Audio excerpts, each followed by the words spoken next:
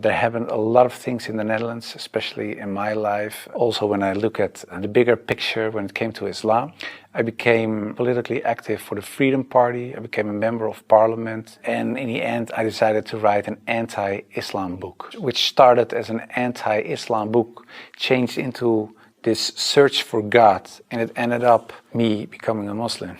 And I think it's very important for people not just dive into the Quran, because it's a very complex book. And if you don't have anybody who can teach you what you read, especially most of the people who don't know anything about Islam are not fluent Arabic, classic Arabic speaking people. So you will read an interpretation of the Quran or a translation, and most of the time that's not the real deal, of course. So I would advise people just to study the Sirat, study the character and the life of the Prophet, because that's what the tradition teaches us as well. His life was the Quran. He was the living Quran in a way. Just study his Sunnah, and I think that is the best way of discovering Islam.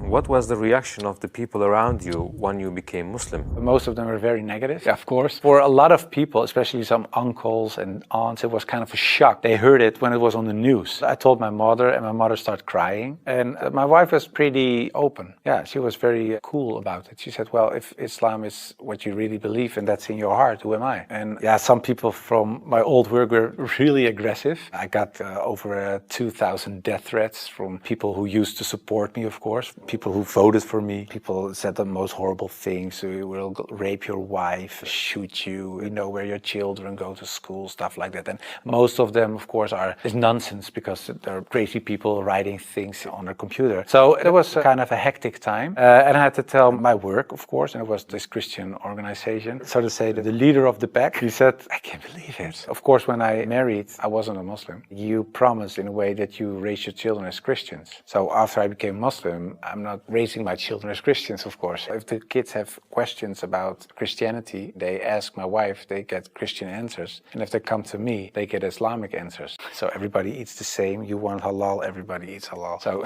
in a way, it's like an organic process.